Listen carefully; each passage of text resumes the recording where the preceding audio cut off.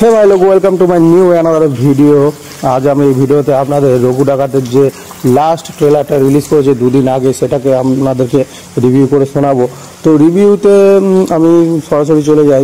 আমি প্রথমে এই ট্রেলারটার ডায়লগ নিয়ে কিছু কথা বলতে চাই। ডায়লগটা তো মানে এই ট্রেলারতে মানে যে সমস্ত বইয়ের ডায়লগগুলো, অনেকগুলো ডায়লগ রাখা হয়েছে ভাই।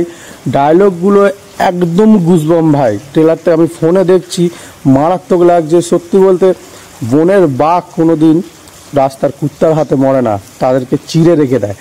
আর আরেকটা ডায়লগ আছে যে সে অন্ধকারেই আসে আর অন্ধকারেই লুট করে নিয়ে চলে যায়। রঘুর থাবা, বাঘের জমের বাবা, এই সমস্ত ডায়লগ আমি ফোনে শুনছি ভাই। লোক এত গুজবম দিচ্ছে আমি জানি না মানে সিনেমাতে এটা কতটা ইম্প্যাক্ট ফেলবে ভাই। সিটি বাজাবে লোকেরা। আমি লিটারেলি এখনই তোমাদেরকে আমি লিখে দিতে পারি যে এই সমস্ত সিটিগুলোতে লোকেরা লিটারেলি মানে সিনেমা হলে বসে সিটি মারবে। সত্যি ট্রেলারটাকে খুব সুন্দর কাট করেছে ধ্রুব চ্যাটার্জি। মানে আমি ওনার আগে কোনো মুভি দেখেছি কি আমার মনে হয় না, বাট এই সিনেমাটা খুব দুর্দান্ত হতে চলেছে। কমার্শিয়াল মানে একটা জনরাতে এই মুভিটা খুব দুর্দান্ত খেলবে। এবং ট্রেলারটা এসেছে প্রায় 3 মিনিটের মতো। দেবের যে সমস্ত ডায়লগগুলো রাখা হয়েছে এবং যে অনির্বাণ যে পিছন থেকে যে ভয়েস ওভারটা দিচ্ছে, মানে ট্রেলারটাতে একদম জান এনে দিয়েছে ভাই লোক, জান এনে দিয়েছে। আর বলতে চাই এই ট্রেলারটা যে বিজিএম ভাই, আমার গা এমনি কাঁটা মেরে উঠেছে।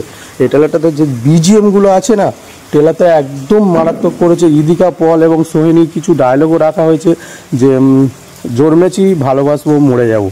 ঠিক আছে, এত সুন্দর সুন্দর ডায়লগ তোমাদেরকে মানে এই ট্রেলারটাতে মানে রাখা হয়েছে। আমার সত্যি খুব দারুণ লাগছে এবং অনেক দিন পরে মানে বাংলা সিনেমায় এই লেভেলে মানে একটা তৈরি হচ্ছে, আমার খুবই ভালো লাগছে। দেবদা একদম ফাটিয়ে দিয়েছে। এই ছবিটা আর রিলিজ হবে মাত্র 2 দিন পরে।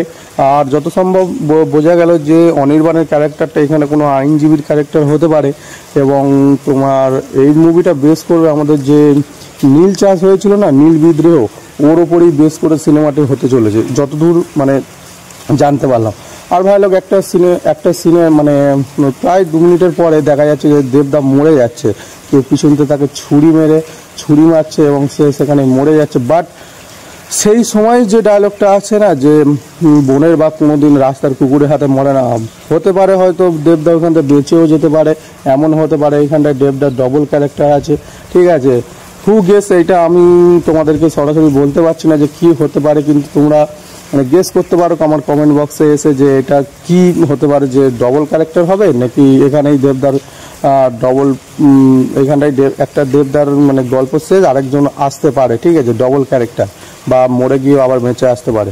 সো ওভারঅল আমার ট্রেলারটা খুবই দারুণ লেগেছে। বিজিএম, কালার গ্রেডিং, সমস্ত দিক থেকে স্ক্রিন প্লে, মুভিটা এখন থেকেই কেমন হবে আমাদেরকে মানে জানিয়ে দিয়ে যাচ্ছে যে কোন লেভেলে দেবদাই মুভিটা রঘু ডাকাতটা শ্যুট করেছে। ঠিক আছে, মুভিটাতে যে সমস্ত ইংরেজদের ক্যারেক্টারগুলো দেখাচ্ছে খুবই ইমপ্রেসিভ লাগছে। ঠিক আছে, এমনকি মানে এই ট্রেলারটার মধ্যে যে সমস্ত ইমোশনাল ডেপথগুলো রাখা হয়েছে সেগুলো খুবই ভালোভাবে ওয়ার্ক করছে।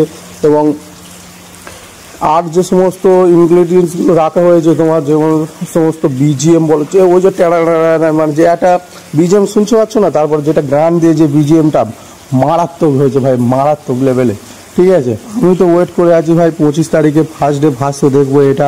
ঠিক আছে, আমার ফার্স্ট ডে ফার্স্ট শো দেখা খুবই কম হয় যে কোনো সিনেমা। ঠিক আছে, বাট আমি তোমাদের জন্য চেষ্টা করবো এটাকে আমি ফার্স্ট ডে ফার্স্ট শো দেখে তোমাদেরকে রিভিউ দেওয়ার। ঠিক আছে, তোমাদের এই মুভিটা কেমন মানে এই মুভির ট্রেলারটা তোমাদের কেমন লেগেছে তোমরা আমাকে কমেন্ট করে জানাতে পারো।